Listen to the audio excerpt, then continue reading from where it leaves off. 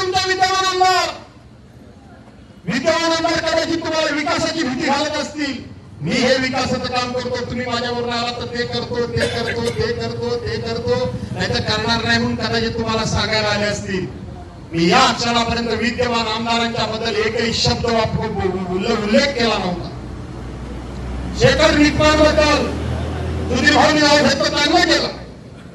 आणि म्हणून विद्यमान आमदारांबद्दल मी एकही शब्द उच्चारला नव्हता किंवा भाष्य केलं नव्हतं. कारण मला माहिती आहे कधी कोणावर तीर सोडायचा तो, चांगलं मला माहिती. पण आता मला खेरडीमध्ये पत्रकारांनी असा प्रश्न विचारला की विद्यमान आमदार शेखर निकम असं म्हणतात, जर भास्कर जाधव या ठिकाणी उभे राहणार असतील तर त्यांना मला पाडून इतिहास रचायचा आहे आणि माझं नाव इतिहासामध्ये नोंद करायची आहे. द्या करून तुम्ही हे काय संदीप बोलले, कुणाही चंद्रकांतश्वर, कुणाही राजा भाऊ, कुणाही बळीरामराव, जुनी जाणती माणसं मला बागवान दिसले, मला सदाभाऊ दिसले, सगळी जुनी जाणती माणसं मला दिसली.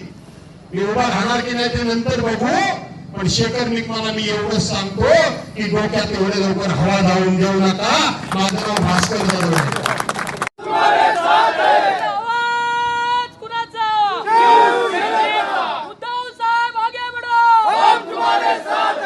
आणि म्हणून ते बोलले असतील, मी पत्रकारांना असं सांगितलं ते बोलले असतील असं मला वाटत नाही.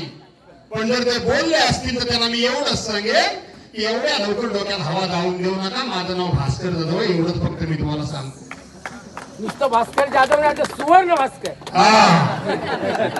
आणि म्हणून मला बरेचसे कल्पे आणि त्यांना सहकार्याने सतीशराव शिंदे वगैरे या सर्वांना मला सांगायचं आहे, तुम्हाला विकासाची कदाचित भीती दाखवली असेल. अरे तुमच्या वडिलांपासून या भागामध्ये नेतृत्व केलेले अनेक माणसं, गोविंदराव शिंदे असतील, नरसिंहराव शिंदे गुरुजी असतील, बाबाशेठ शिंदे असतील, भरतशेठ लब्ध्यांची ती बाकीची सगळी मंडळी असेल, अर्जुनराव शिंदे असतील, आमचे वामनराव शिंदे असतील, काही माणसं माझ्या डोळ्यासमोर फिरतायत.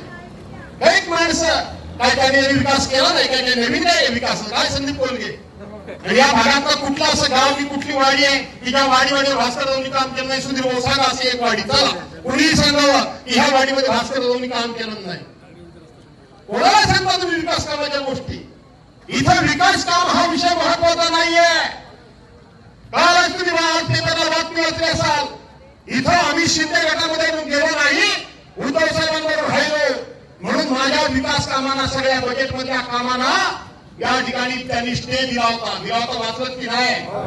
काय सांगतात हे? आम्ही विकास कामाकरता गेलो.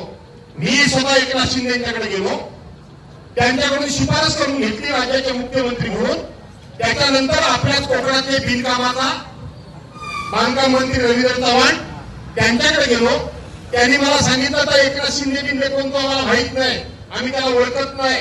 अरे म्हटलं ते राज्याचे मुख्यमंत्री आहेत. हो तर कोणाच्या जीवावर झाला अशी भाषा, याच्या पुढची भाषा शिवीगाळीची. आणि हे सभागृहामध्ये मी सांगितलं, इथं नाही सांगितलं. तो म्हणाला आमचा बॉस देवेंद्र फडणवीस आहे.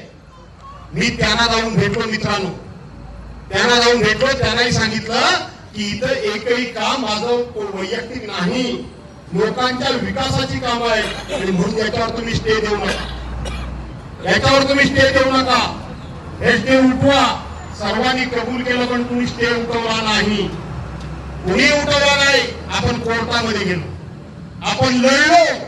तुम्हाला फक्त एवढंच माहिती असेल की भास्कर जाधवच्या कामावर स्टे उठला. भास्कर जाधवने असं डोकं लढवलं की महाराष्ट्रामध्ये ज्यांच्या कामावर स्टे होता त्या सगळ्यांच्या कामावर स्टे उठवलं. शेखर निकमाला मला सांगायचं आहे की विकास कामाकरता गुडघे टेकण्याच्या ऐवजी जनतेला लढणारा लोकप्रतिनिधी पाहिजे, लढणारा पाहिजे.